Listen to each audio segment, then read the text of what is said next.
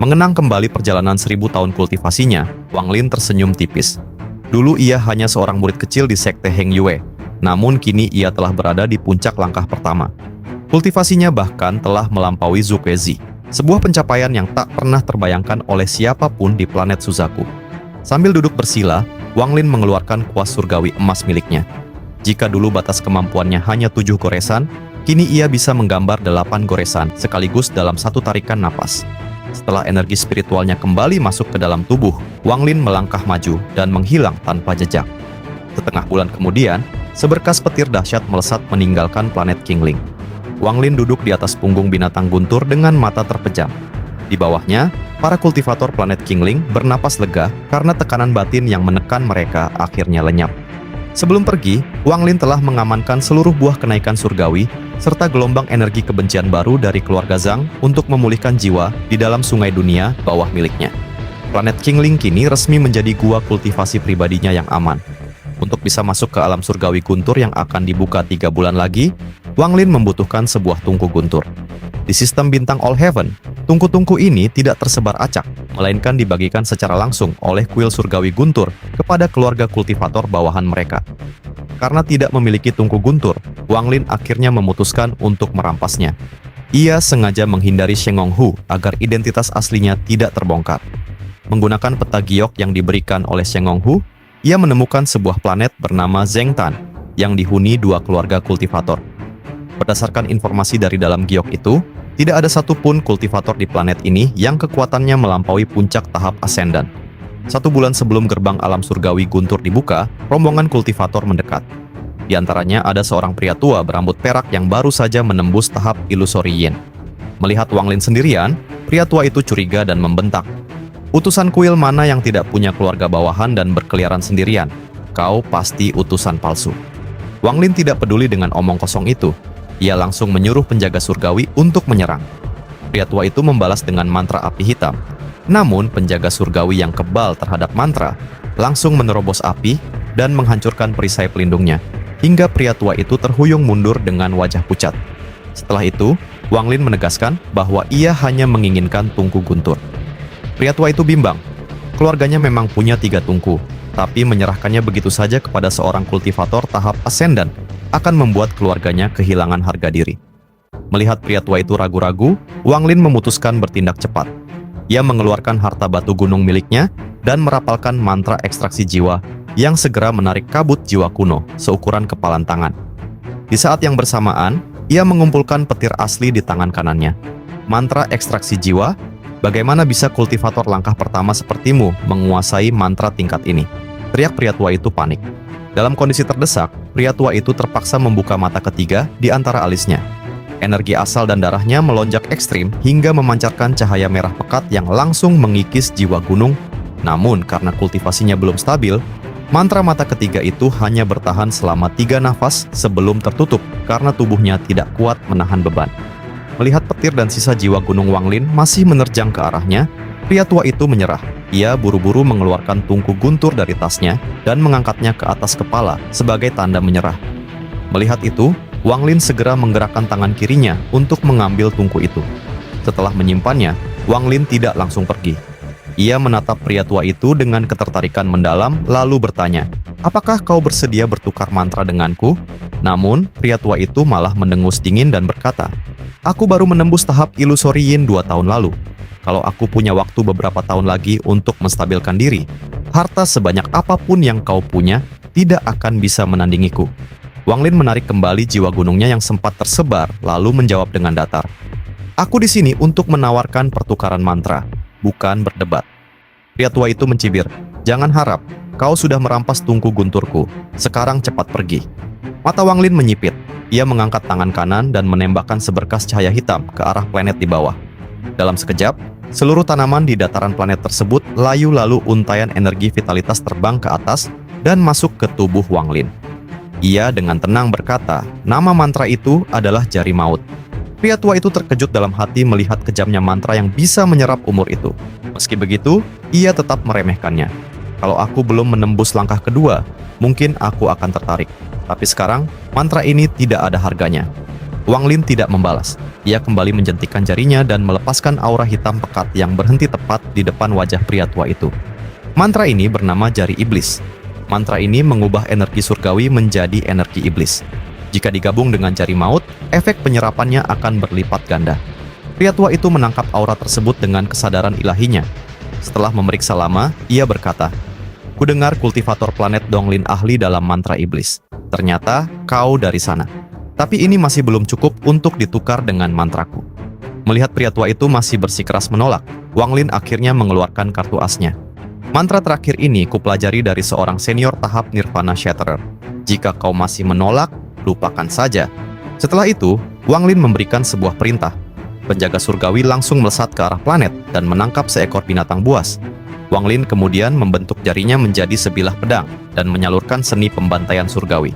Seketika, binatang buas itu melayu drastis hingga menjadi kerangka. Gas abu-abu hasil pembantaian itu berkumpul di jari Wang Lin, lalu dilepaskan menjadi sebuah segel pelindung yang terbang ke arah pria tua itu. Ini adalah segel kehidupan dari seni pembantaian surgawi. Mantra ini mengumpulkan energi kehidupan dari setiap makhluk yang kau bantai untuk dijadikan perisai pelindung. Semakin banyak yang kau bantai, perisaimu tak akan hancur. Seniorku dulu bilang, jika bisa mengumpulkan 1 triliun segel, perisai ini bahkan bisa menahan kehancuran sebuah planet. Mendengar itu, pria tua itu benar-benar tergiur. Ia bisa melihat potensi besar dari mantra tersebut. Namun, mantra mata ketiga miliknya adalah warisan rahasia keluarga yang ia temukan secara tidak sengaja. Di sistem bintang All Heaven yang menggunakan sistem keluarga, warisan keluarga adalah hal yang sangat sakral. Terlebih lagi, hanya dialah orang pertama di keluarganya yang berhasil menguasai mantra kuno itu. Melihat pria tua itu masih ragu-ragu, Wang Lin langsung berbalik arah menuju binatang gunturnya. Karena kau tidak berminat, anggap saja tidak pernah ada kesepakatan. Binatang guntur itu langsung berubah menjadi kilatan petir dan mulai terbang menjauh. Segel kehidupan di tangan pria tua itu pun hancur menjadi abu. Merasa rugi jika kehilangan kesempatan emas ini, pria tua itu akhirnya panik dan berteriak, "Rekan kultivator, tunggu. Aku mau bertukar, tapi tukar dengan ketiga mantramu sekaligus." Wang Lin tersenyum dalam hati. Binatang gunturnya berbalik dan berhenti tepat 100 kaki di depan pria tua itu.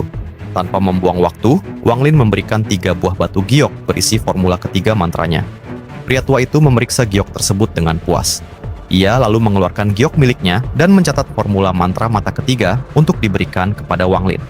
Namun demi berjaga-jaga, pria tua itu sengaja mengubah beberapa bagian formula agar ada efek samping berbahaya jika dipelajari orang lain. Wang Lin menerima giok tersebut dan langsung menganalisisnya. Menggunakan pemahaman dari langkah ketiga, ia bisa langsung melihat cacat yang sengaja ditinggalkan si pria tua. Namun, Wang Lin pura-pura tidak tahu dan hanya mengangguk. Karena merasa diuntungkan dalam transaksi ini, Wang Lin memberikan 1 peringatan terakhir sebelum pergi. "Rekan kultivator, demi keselamatanmu, sebaiknya jangan mengumpulkan lebih dari 100.000 untai energi pembantaian dari seni itu." Setelah berbicara, Wang Lin langsung melesat pergi secepat kilat. Pria tua itu pun bergegas kembali ke planetnya untuk langsung bermeditasi, menyambut pembukaan alam surgawi. Di atas punggung binatang guntur, Wang Lin menggelengkan kepalanya sambil tersenyum lebar. Menukar 3 mantra cacat milikku dengan sebuah mantra yang mengandung esensi langkah ketiga. Transaksi ini benar-benar terlalu menguntungkan. Bagi pria tua itu, mantra mata ketiga tersebut mungkin hanya mantra kuno biasa. Namun bagi Wang Lin yang pernah melihat pemahaman langkah ketiga, ia tahu mantra itu memiliki konsep kembali ke asal. Cacat yang ditinggalkan si pria tua sangat mudah ia perbaiki, dan jauh lebih mudah daripada memodifikasi mantra-mantranya yang dulu. Wang Lin akhirnya kembali ke planet Qingling.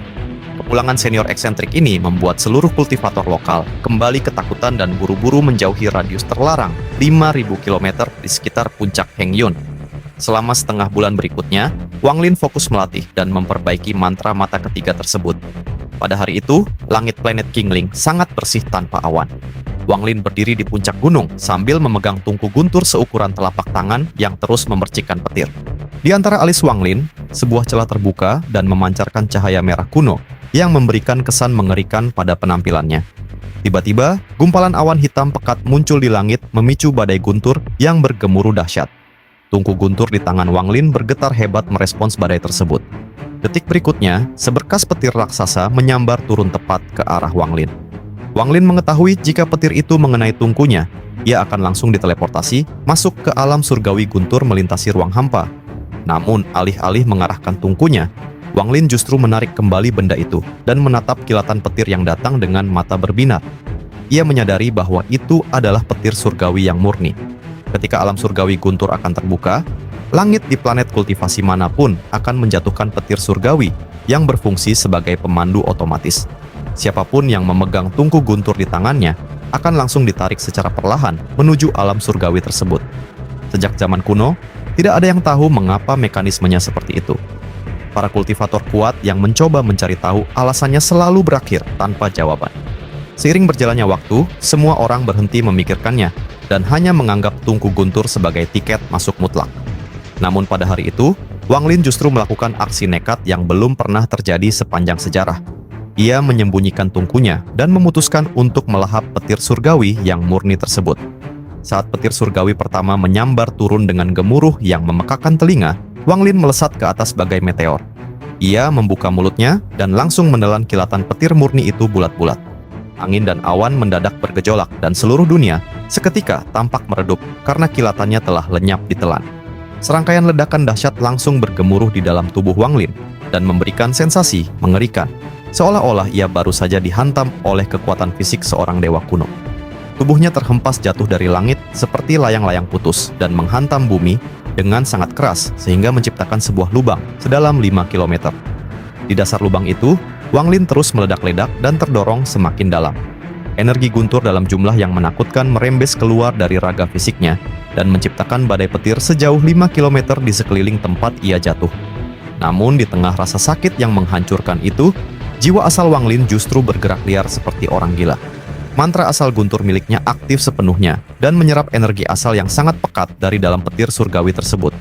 Sebuah energi yang jauh lebih padat daripada yang pernah ia temukan di danau petir dulu. Melihat awan badai di langit mulai menipis dan bersiap menghilang karena tugas pemanduannya selesai, Wang Lin yang berada di dasar lubang tiba-tiba membuka matanya yang kini memancarkan kilatan petir penuh semangat. Ia menjilat bibirnya yang kering, ketamakan akan energi asal membuatnya ingin bertindak lebih jauh. Dengan cepat, ia melompat keluar dari lubang dan kembali mengeluarkan tungku guntur ke udara. Begitu tungku guntur menampakkan diri, awan badai yang tadinya hampir lenyap langsung mengembun kembali dengan cepat. Sambaran petir surgawi kedua pun melesat turun. Wang Lin tertawa keras, lalu dengan sigap menyembunyikan kembali tungkunya ke dalam tas penyimpanan. Meskipun seluruh tubuhnya masih terasa sakit akibat hantaman pertama, keuntungan energi asal yang ia dapatkan terlalu menggiurkan. Jika kultivator lain melihat kegilaan ini, mereka pasti akan mengira Wang Lin sudah kehilangan akal sehatnya. Wang Lin kembali melompat ke udara untuk menerjang kilatan petir kedua dan melahapnya lagi tanpa ragu. Ledakan yang mengejutkan kali ini membuat seluruh planet Qingling bergetar hebat. Begitu tubuhnya menyentuh tanah, Wang Lin langsung duduk bersila. Tubuhnya gemetar sangat hebat karena ia tidak memiliki cukup waktu untuk mencerna energi yang begitu besar.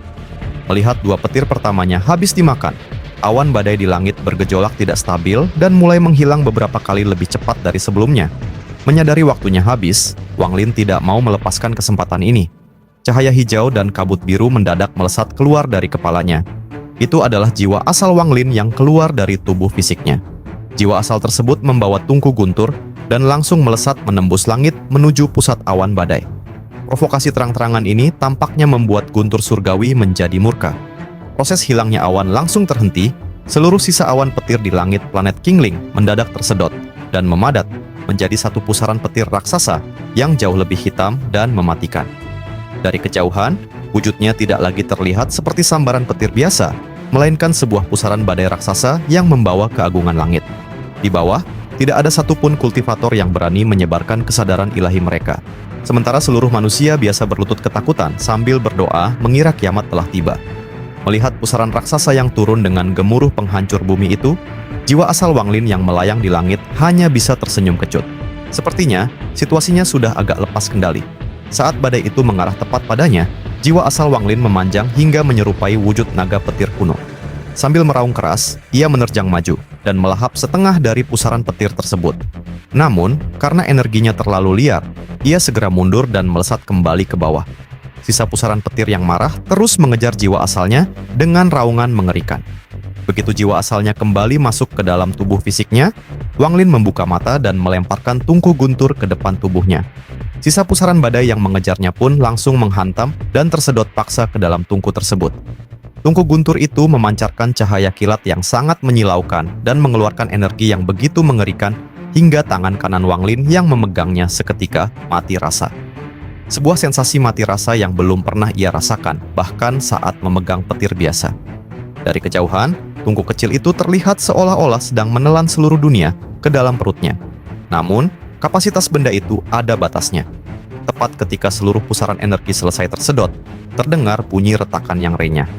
Retakan-retakan halus mulai merayap di permukaan tungku guntur itu. Ini adalah fenomena yang belum pernah terjadi selama ribuan tahun sejak alam surgawi guntur diciptakan.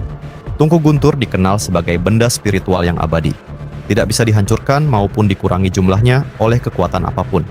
Namun saat ini, wajah Wang Lin dipenuhi senyum pahit saat melihat benda di tangannya mulai hancur berkeping-keping karena dipaksa menampung energi yang sangat gila. Tak lama kemudian, fragmen-fragmen tersebut runtuh sepenuhnya menjadi debu halus. Satu tungku guntur telah hancur. Berarti mulai hari itu, satu tiket masuk ke alam surgawi guntur telah lenyap untuk selamanya. Bahkan bagi para ahli langkah kedua sekalipun, menghancurkan benda ini adalah hal yang mustahil dan tabu karena akan merusak keseimbangan sistem alam surgawi. Namun, dampak dari hancurnya tungku itu tidak berhenti di sana.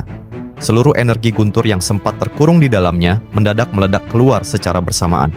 Gelombang petir yang tak terbayangkan kuatnya langsung mengurung dan membungkus tubuh Wang Lin, lalu melemparkannya ke langit menuju luar angkasa dengan kecepatan yang sangat ekstrim. Kecepatan lemparan itu begitu gila, hingga terasa seperti ingin merobek-robek raga fisiknya. Jika kultivator lain ditarik secara perlahan dan santai oleh tungku mereka, Wang Lin justru melesat beberapa kali lebih cepat bagai meteor akibat ledakan energi gila tersebut. Dalam sekejap mata, kecepatan yang tidak bisa dilukiskan oleh kata-kata itu membawanya menerobos batas dimensi hampa dan melewati ruang dan waktu dalam sekejap. Di jalur khusus menuju alam surgawi guntur, tampak banyak kultivator dari berbagai keluarga di sistem bintang All Heaven yang sedang terbang otomatis menuju gerbang surga. Di tengah rombongan itu, kilatan guntur gila yang membawa Wang Lin melesat masuk membelah kegelapan. Jalur dimensi menuju alam surgawi guntur biasanya sangat sunyi dan gelap. Setiap kultivator ditarik secara perlahan oleh tungku guntur masing-masing dalam jarak yang saling berjauhan, sehingga mereka tidak bisa melihat satu sama lain. Namun, keheningan itu mendadak pecah ketika badai petir yang membungkus Wang Lin melesat bagai meteor jatuh. Kecepatannya begitu gila hingga menciptakan gemuruh yang mengguncang dimensi. Ketika meteor petir itu melintasi rombongan kultivator dari planet yang sama, hantaman energinya membuat cahaya pelindung mereka meredup dan nyaris padam. Salah satu kultivator bahkan terkejut saat melihat meteor itu. Di dalam meteor petir tersebut, Wang Lin bahkan tidak bisa membuka mata akibat tekanan udara yang ekstrim, hingga kulitnya tampak berlesung di beberapa bagian. Ia juga tidak berani menyebarkan kesadaran ilahinya, karena pada kecepatan segila ini, kesadaran ilahi yang keluar akan langsung tertinggal dan terkoyak hingga beresiko merusak jiwa asalnya. Kegilaan ini seketika menjadi teka-teki besar bagi semua kultivator yang melihatnya di sepanjang jalur. Di ujung ruang hampa tersebut berdiri kokoh gerbang menuju alam surgawi guntur. Gerbang ini berupa samudra petir raksasa berwarna merah gelap yang membentang tanpa ujung dari satu kehampaan ke kehampaan lain. Petir merah ini tampak mati dan sunyi seperti terbentuk dari sisa-sisa jiwa para makhluk surgawi saat alam ini runtuh di masa lalu. Di bawah gerbang kuno itu, beberapa ahli langkah kedua, termasuk Sheng Honghu, duduk bersila sambil menunggu gerbang dibuka. Di tempat yang didominasi oleh perwakilan keluarga besar ini, kehadiran kultivator independen sangat jarang, dan mereka yang berhasil sampai ke sini biasanya adalah para petarung berdarah dingin yang sangat kuat. Di dekat Sheng Honghu, duduk seorang pria paruh baya berjubah biru bernama Tang Yanfeng. Dengan tatapan dingin dan nada menyindir, ia berbisik, "Kudengar Sheng Honghu yang terhormat sekarang sudah tunduk dan punya seorang tuan. Melihat separuh jiwa Daomu hilang, ternyata rumor itu benar. Sungguh memalukan." Sheng Honghu membuka matanya dengan tenang dan membalas tajam, "Katak di dalam sumur tidak akan pernah bisa memahami ambisi burung Raja Wali. Tang Yanfeng, pikiranmu terlalu dangkal untuk mengerti jalan pikiranku." Meskipun Tang Yanfeng mendengus sinis, Sheng Honghu sama sekali tidak menyesali keputusannya. Selama 20 tahun terakhir, ia mendapat tekanan berat dari keluarga dan kuil surgawi Gientur karena telah bersumpah setia pada Wang Lin. Ia bahkan diasingkan ke jalur masuk umum ini dan terpisah dari rombongan utama utusan kuil. Namun bagi Sheng Honghu, para tetua keluarganya saja terhenti di tahap Nirvana Cleanser. Kualifikasi apa yang mereka miliki untuk menilainya? Ia yakin keputusannya mengabdi pada Wang Lin adalah batu loncatan menuju langkah ketiga yang legendaris. Tiba-tiba, dari kejauhan terdengar suara gemuruh yang mendekat bagai badai dahsyat. Semua ahli termasuk Tang Yanfeng langsung mendongak. Sebuah meteor petir melesat dengan kecepatan yang tidak masuk akal. Beberapa ahli mencoba mengunci meteor itu dengan kesadaran ilahi mereka, tetapi gagal total karena gerakannya terlalu cepat. Alih-alih melambat saat mendekati kerumunan di depan gerbang, meteor itu justru semakin mempercepat lajunya. Di bawah tatapan tak percaya semua orang, meteor petir yang membawa Wang Lin itu langsung menghantam gerbang petir merah gelap dan lenyap menerobos ke dalam. Salah satu kultivator berteriak kaget karena sosok itu bisa masuk. Belum pernah ada sejarah di mana seseorang bisa masuk sebelum gerbang resmi dibuka. Terpancing oleh aksi tersebut, seorang kultivator tahap ilusori Yin mencoba mengirim klon tubuhnya untuk menerobos. Namun, begitu klon tersebut menyentuh petir merah gelap, tubuhnya langsung hancur menjadi abu. Tidak hanya itu, kilatan petir merah membalas dengan mengejar tubuh asli kultivator tersebut hingga menghancurkan tubuh dan jiwa asalnya dalam sekejap tanpa sisa. Suasana langsung hening mencekam. Tidak ada yang berani mencoba lagi. Di tengah keheningan itu, Sheng Honghu menundukkan kepalanya demi menyembunyikan rasa gembira dan keterkejutan yang luar biasa. Melalui ikatan jiwa daunnya, ia merasakan dengan jelas aura tuannya di dalam meteor petir tadi. Pilihanku, Sheng Honghu tidak salah. Senior benar-benar monster yang luar biasa. Menarik Guntur hingga ke tahap ini dan mendobrak gerbang sebelum waktunya. Kultivasi ini benar-benar tidak masuk akal. Batinnya bergetar. Sementara itu, di dalam pecahan alam surgawi Guntur yang belum terbuka bagi publik, seorang pria tua berambut putih panjang sedang berdiri di puncak gunung yang diselimuti petir. Saat jubah putihnya berkibar ditiup angin, ia sempat mengerutkan kening dalam meditasi. Namun ketika merasakan riak energi dari hantaman meteor Wang Lin di kejauhan, ia langsung menoleh dan bergumam menarik sekali dengan senyum penuh minat. Tubuh pria tua itu seketika terurai menjadi ribuan bintik cahaya emas dan menghilang bersama angin. Jika Wang Lin berada di sana, ia pasti akan langsung mengenali bahwa cara pria tua itu menghilang membawa aura samar dari konsep kembali ke asal. Sebuah tanda mutlak dari keberadaan ahli langkah ketiga.